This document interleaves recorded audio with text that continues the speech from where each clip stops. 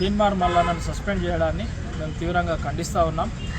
ఎందుకంటే రాహుల్ గాంధీ పార్లమెంటు సమావేశాలు జరిగినన్ని రోజులు బీసీ కులగణన గురించి మాట్లాడతాడు, బీసీలు వ్యాపారవేత్తలు కాలేదని మాట్లాడతాడు, బీసీలు మీడియా ఛానల్ ఓనర్స్ కాలేదని మాట్లాడతాడు.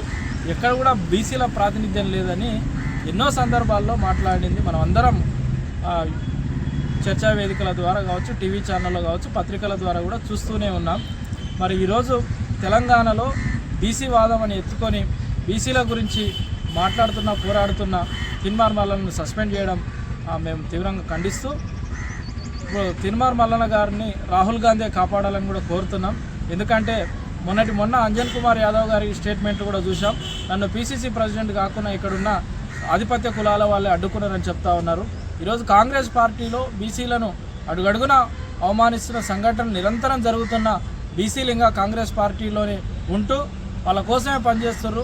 తక్షణం మేమేం పిలుపునిస్తూ ఉన్నామంటే బహుజన కులాలన్నీ ఏకమై బహుజనులందరం బహుజన రాజ్యాధికారం తెచ్చుకోవడమే దీనికి పరిష్కారం తప్ప మరో పరిష్కారం లేదని తెలియజేస్తూ తీన్మార్ మల్లన్న కూడా ఈ తెలంగాణ రాష్ట్రంలో బహుజన రాజకీయాలను శాసించే విధంగా ఆయన పోరాట పంతా ఉండి బహుజనులందరినీ ఏకం చేసి ఈ రాష్ట్రంలో బీసీలను, ఎస్సీలను, ఎస్టీలను, మైనార్టీలను ముఖ్యమంత్రులు చేసే కార్యక్రమం తీన్మార్ మల్లన్న తీసుకోవాలని కోరుతా ఉన్నాం. ఈరోజు కాంగ్రెస్ పార్టీ ఎమ్మెల్సీ తీన్మార్ మల్లన్నను కాంగ్రెస్ పార్టీ సస్పెండ్ చేసిందని చెప్తున్నారు.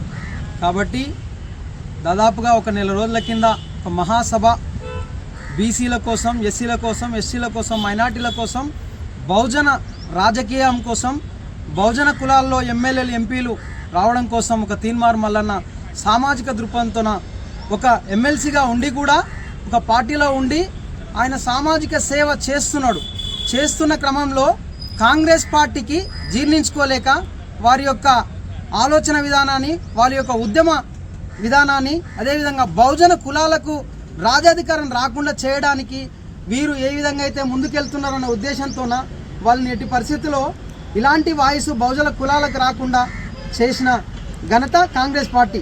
గాంధేయవాది అని చెప్తున్నారు. నిన్న మొన్న ఏఐసిసి ఇన్ఛార్జ్ గారు తెలంగాణకు వచ్చినమ్మడే రేవంత్ రెడ్డికి తెలియకుండానే తీన్మార్ మల్లన్న సస్పెండ్ చేయడం జరుగుతుందా? కాబట్టి ఈ విషయాన్ని మేము తీవ్రంగా ఖండిస్తున్నాం. అదేవిధంగా అన్ని కులాలలో బీసీలు కానీ, ఎస్సీలు కానీ, ఎస్టీలు కానీ, మైనార్టీలు కానీ బహుజన రాజాధికారం వైపు మాత్రమే మనం పోగలిగితేనే మనకు ఆత్మాభిమానం, ఆత్మగౌరవం అనే విషయము మనకు వస్తుంది. గతంలో కూడా కొంతమంది వచ్చి యూనివర్సిటీల నుంచి, కులాల నుంచి ఎన్నో విధాలుగా ఎన్నో పార్టీలు ఉన్నారు.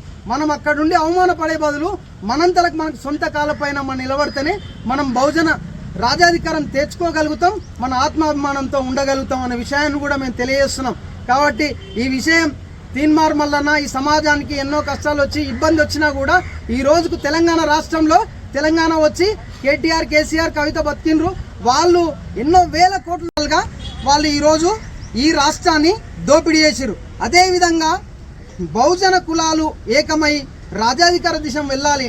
ఎందుకంటే ఎట్టి పరిస్థితుల్లో వెళ్ళని పక్షాన మనకు అల్టిమేట్గా తెలంగాణ ఉద్యమం అయిపోయింది, తెలంగాణ వచ్చింది. అదేవిధంగా కాంగ్రెస్ అని చెప్తున్నారు.